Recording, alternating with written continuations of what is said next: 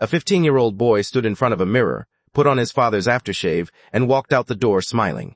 He never came back. Not because of an accident, not because of illness, not because of anything that makes sense. Because someone had already decided that this boy's life was worth less than their jealousy. And by the time his mother realized something was wrong, it was already too late. This is the story of John McCabe. And once you hear it, you will not forget it. 1969. Tewksbury, Massachusetts. It was the kind of town where the biggest worry was the weather. Doors stayed unlocked. Kids rode bikes until the streetlights flickered on. In Tewksbury, horror was something that happened on the evening news, in other cities, to other people. Until September 26th. Bill McCabe was an engineer. His wife Evelyn worked at the school library. They had 3 children. Debbie, 17, John, 15, and little Roberta, just 6 years old. A hard-working, steady family. Nothing about them suggested that within 24 hours, their world would be gone forever. John was the middle child, and if you ask his sisters what he was like, they smile before they even start talking. He was a prankster, the calculated kind. He spent days setting up a joke before he pulled it off. One afternoon, Debbie opened her closet and grasshoppers came jumping out from every corner. John had planned the whole thing. He stood in the hallway and laughed until his face went red. That was John. His hands were always dirty, from fixing things in the garage with his dad, from being outside, from living fully. One day he walked through the front door carrying an injured Canadian goose. Just walked in, goose under his arm, completely calm, told his mother he was going to help it heal. Evelyn looked at her son, looked at the goose, didn't know where to begin. He wanted to be an engineer like his father.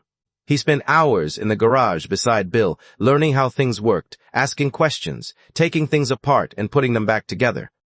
There was a friendship forming between this father and his son, the kind that was supposed to deepen over decades, over a lifetime. It never got the chance. September 26, 1969, Friday evening. A school dance at the Knights of Columbus Hall.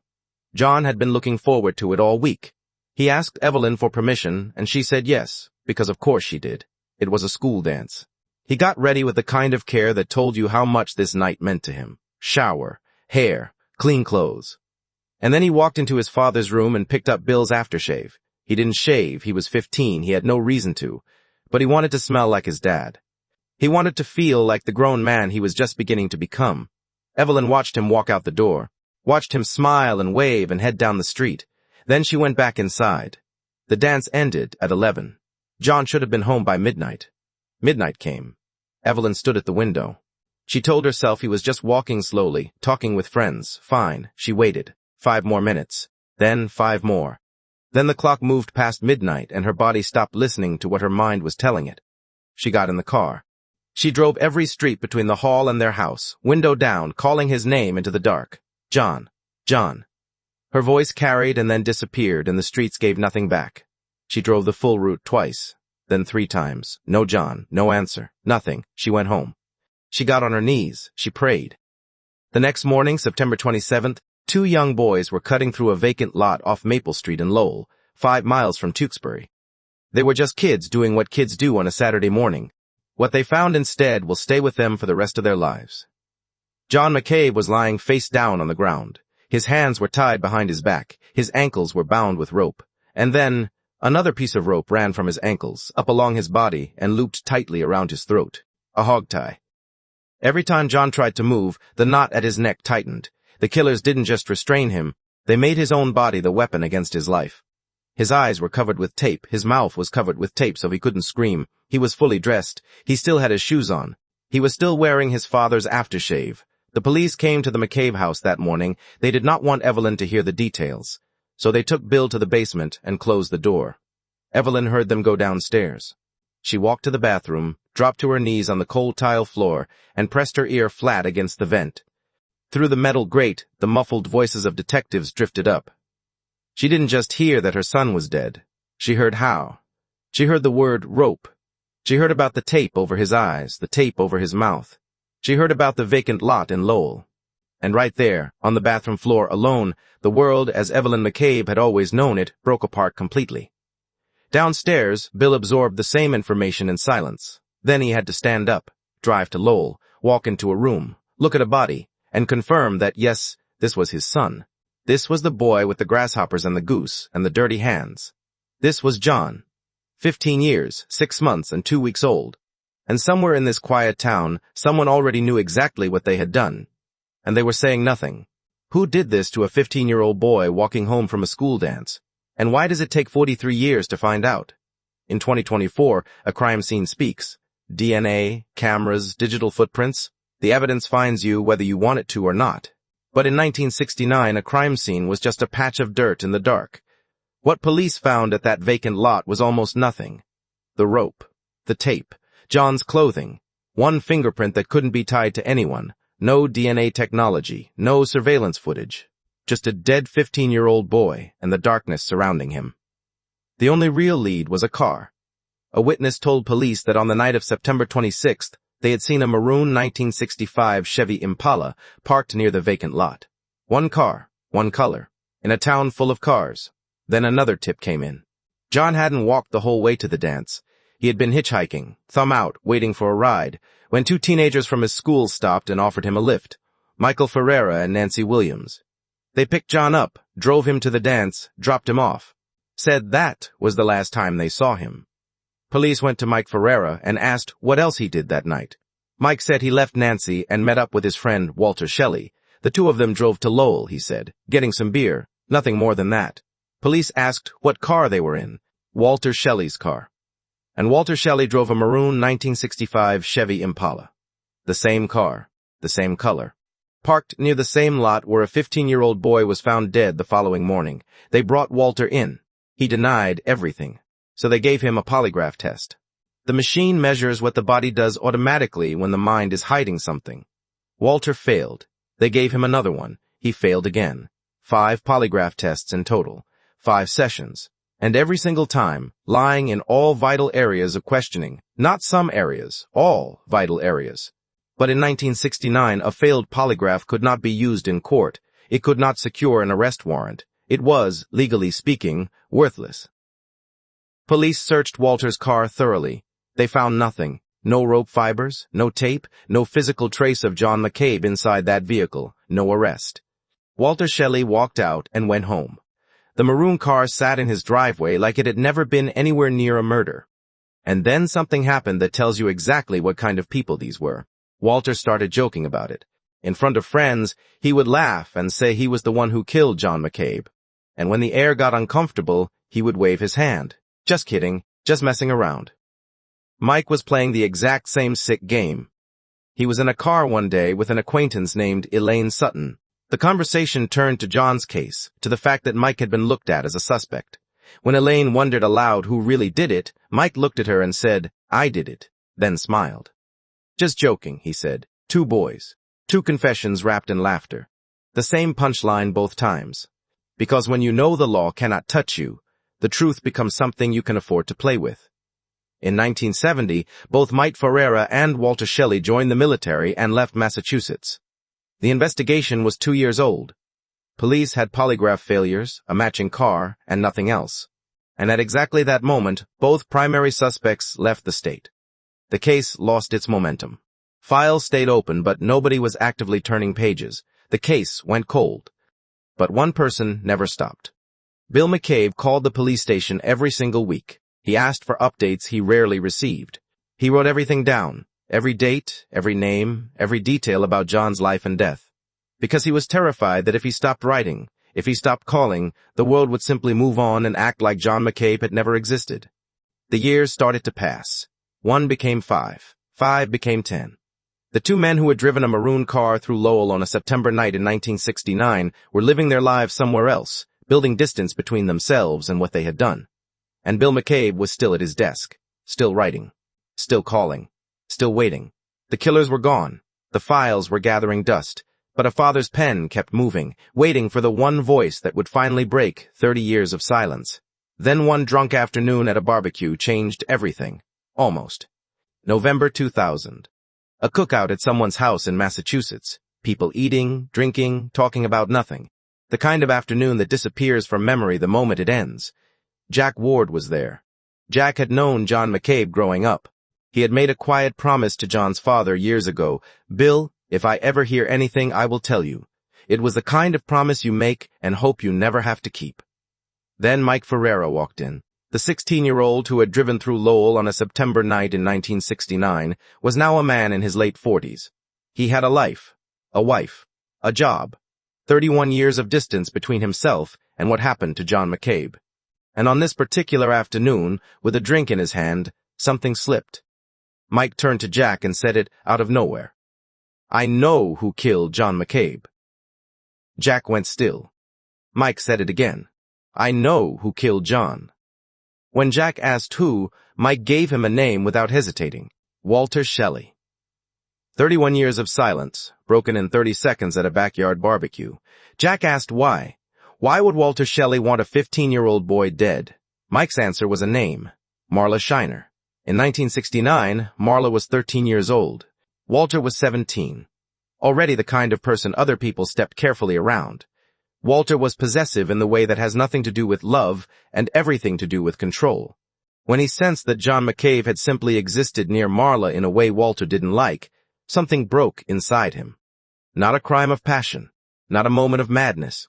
A 17-year-old decided a 15-year-old boy needed to be punished for being noticed by a girl Walter had claimed as his own. That was the motive.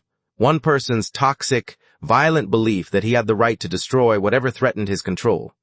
Years later, after Walter and Marla had married and then divorced, Marla would describe Walter Shelley to a courtroom in one word: violent. But that was still years away. Jack went to Bill McCabe and told him everything. Bill's hands were shaking as he wrote the names down. Walter Shelley, Marla Shiner. He had waited 3 decades for someone to say something, and now here it was, in his own handwriting, in the same notebook where he had been recording his son's life since 1969. He picked up the phone and called the police. The police did not move quickly. Bill McCabe handed investigators a named suspect, a stated motive, and a willing witness, and the police took 3 more years to act on it. 3 more years. When detectives finally went to New Hampshire to speak with Mike Ferreira in 2003, he was 50 years old. He had moved away, married Nancy Williams, the same girl who had been in the car with him the night John was picked up, and built a quiet life far from everything. When police asked about the cookout, Mike looked at them calmly and took it all back. He said Jack had been drinking. Said Jack was the one going around saying Walter did it, and Mike had just nodded along to shut him up. Said the whole thing was nothing. He said, no recording, no way to prove which version was true. Another dead end. Another door closing in Bill McCabe's face. 4 years later, new District Attorney Jerry Leone opened John's file with fresh eyes. Going back through Mike's 2003 interview, he noticed something buried in the statement, a name that had never appeared anywhere in 38 years of case files. A third person. Someone Mike now claimed had been with him and Walter on the night of September 26, 1969. Edward Allen Brown, 17 years old at the time, lived not far from the McCabe family. And somehow, across dozens of interviews and 4 decades of investigation, his name had never once come up. Police tracked Brown down. He had retired from the Air Force, moved to New Hampshire, built a life. When detectives knocked on his door and asked about John McCabe, Brown said he had never even heard of the murder, never heard of it. A man who grew up streets away from the McCabes, in a small town where John's case was all anyone talked about for years. Police knew it was a lie. They just couldn't prove it yet. Then Brown's own wife called them. She contacted detectives privately and told them that over 20 years earlier, long before any arrest, long before any of this, her husband had told her he was involved in the murder of a young boy. She had carried that for 2 decades. And now she was telling police that her husband was lying to their faces. It was the most significant corroboration the investigation had ever received. A confession made not under pressure, not in exchange for immunity. Just a man, in the quiet of his own home, telling his wife something that had been eating at him for years. But Brown denied everything. Without physical evidence, without a formal confession, the law had nothing it could use. Brown knew, his wife knew, the police knew, but without evidence, the law was blind. 41 years had passed since John was left in that lot. Bill McCabe's hair had gone white, his body was beginning to fail, but his pen was still moving. He was running out of time. And the killers were still walking free. Stories like John's take nearly 2 weeks of deep research to bring to light. If you believe his memory deserves to be kept alive, please take a second to hit like, subscribe to the channel, and share your thoughts below. Let's make sure this story is never forgotten. Now, back to the case. It took one detective, 2 interrogations, and a failed polygraph to finally crack 41 years of silence. 2011. The case was 4 decades old. But when Detective Linda Coughlin was assigned to John's case that year, Evelyn McCabe said something she hadn't been able to say about anyone in a long time. She said, "She told me she was going to get them." And she did. Coughlin came in with one clear target, Edward Allen Brown. His wife had already told police he was lying. His name had appeared in case files only a few years earlier, buried in a 2003 statement. And he had sat across from detectives and claimed he had never heard of John McCabe. Coughlin interrogated him twice, patient, focused, methodical. Then she gave him a polygraph. Brown failed every single aspect of it. When Coughlin told him what the results showed, 41 years of silence finally broke. Brown put his face in his hands, and he started to talk. He said it started at 10:30 in the evening. Walter and Mike came to his house and said they needed his help. They started driving. Somewhere on the way, they told him what they were going to do: find John McCabe, teach him a lesson for getting too close to Walter's girlfriend. Brown told himself it would be nothing serious. Then Mike said, "There he is." John was on the side of the road, thumb out, trying to get home from the dance, just trying to get home. Mike got out of the car, grabbed John, and shoved him into the back seat. John was terrified, crying, begging them to let him go. They drove to the vacant lot in Lowell. Brown pushed John out of the car. Walter and Mike forced him to the ground. Brown held him while Mike tied the rope, ankles, then wrists, then the third piece looped from the ankles up to the neck. Tape over his eyes, tape over his mouth.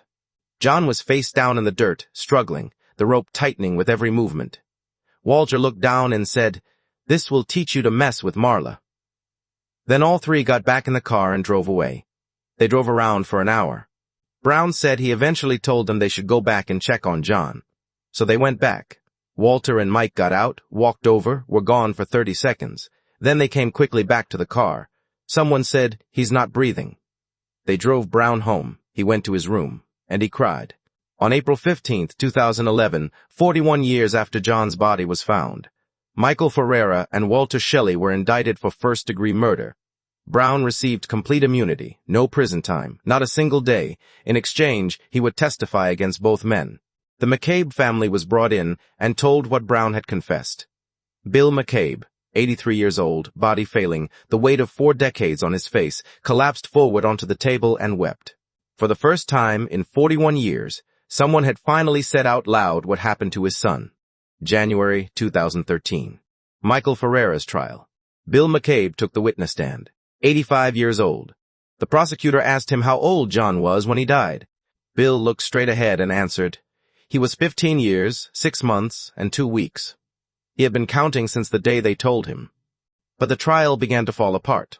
Under cross-examination over 2 days, Brown crumbled. He was inconsistent. He admitted he had lied under oath before when frightened. He admitted his account had changed in places. By the time cross-examination ended, the prosecution's only witness had been made to look like a man who would say whatever the room wanted from him. Then Marla Shiner took the stand. The motive the prosecution had built its entire case around. Walter's jealousy over her collapsed when she told the court she hadn't been dating Walter in September 1969. She denied that John had ever shown any romantic interest in her. In one afternoon of testimony, the motive was gone. The defense also introduced 2 alternative suspects. Richard Santos, who had committed a nearly identical abduction and binding of a young woman in 1974, and Robert Morley, a local man whose own brothers had gone to police saying they thought he might be involved.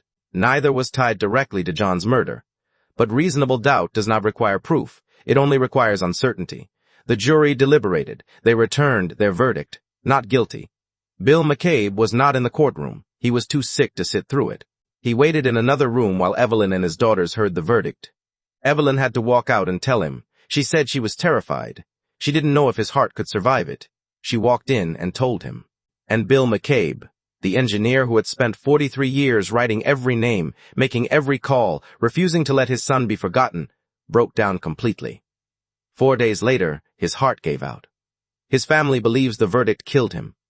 That the not guilty was the last thing his body could not carry. 43 years of fighting, and he died 4 days after watching one of the men who killed his son walk free. Evelyn sat beside him in the hospital. She held his hand, and she made him a promise. "I'll take over for you." One man had walked free. But there was still one more trial, and Evelyn McCabe had just made a promise she intended to keep. Same evidence, same witness, same crime, but a completely different verdict, and no one can fully explain why. September 2013. 7 months after Mike Ferreira walked out of that courthouse a free man, Walter Shelley took his place at the defendant's table. The same courtroom, the same case files, the same witnesses. On paper, nothing had changed. But one thing was different, and it filled the room without anyone having to say it out loud. Bill McCabe's chair was empty. The man who had called police stations every week for 43 years, who had taken the witness stand at 85 and told a jury his son was 15 years, 6 months, and 2 weeks old. That man was gone. He had died 4 days after hearing not guilty. His family carried that absence into every single day of the proceedings. Evelyn was there, older now, quieter. She was there because she had made a promise at a hospital bedside. Edward Allen Brown took the stand again. In Ferreira's trial, he had crumbled under cross-examination. Inconsistent, rattled, easy to pick apart. This time was different. Brown was composed. His account was steady. He had already survived the worst cross-examination of his life and was not going to let it happen again. The defense made the same arguments. Brown was fed information. Brown was unreliable. The prosecution's response cut straight through. Why would a man implicate himself in a murder he didn't commit? Brown had denied everything for 41 years. When he finally broke, he confessed to being present at a killing, putting himself at legal risk regardless of the immunity deal. And his own wife had told police about his confession 20 years before any arrest was made. That was not a coached story. That was a man who had been carrying this since 1969 and couldn't fully hide it, even from the person sleeping next to him. Then Marla Shiner took the stand again. In Ferreira's trial, she had denied dating Walter in 1969, and the motive collapsed. This time, the prosecutor didn't ask about dates. He asked about Walter's nature. Was Walter Shelley a jealous man? Marla looked at the court and answered without hesitation. Absolutely. She described the marriage, the violence, the control, the way Walter treated people who he felt had crossed him. The motive that had fallen apart in the first trial quietly reassembled itself in the second. The jury deliberated for 2 days. Evelyn McCabe could not bring herself to sit inside the courtroom when the verdict was read. She had heard not guilty once. She had watched what that verdict did to her husband. She waited outside, hands folded, while Roberta sat inside. The jury filed back in. The foreperson stood. Guilty. First-degree murder. Life in prison. Roberta walked outside to where her mother was standing, and the first words out of her mouth were these: "My father would be proud. We got one of them. One of them." Evelyn didn't go home. She went to the cemetery. She walked to where her husband and son were buried side by side.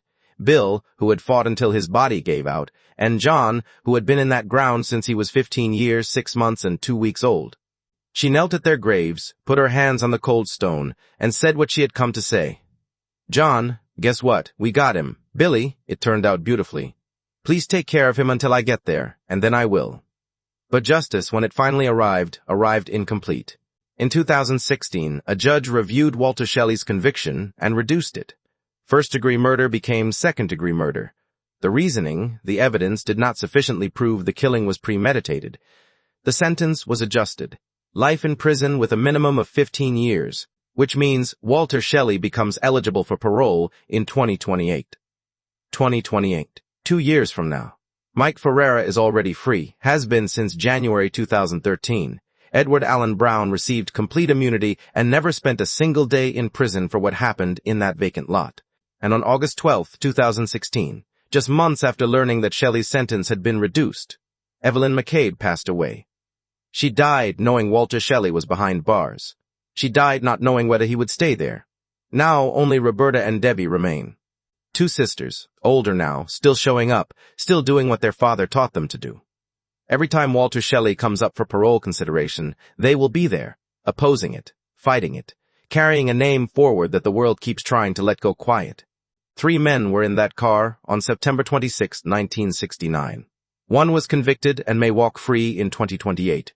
One was acquitted and has been free for over a decade. One made a deal and never saw the inside of a prison at all. And John McCabe has been in the ground since he was 15 years old. He spent that Friday afternoon getting ready. He fixed his hair. He put on clean clothes.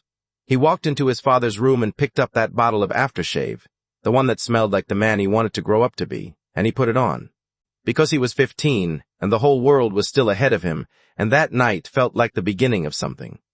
The people who took that night from him spent the next 43 years laughing, living, breathing, marrying, building lives, watching sunrises.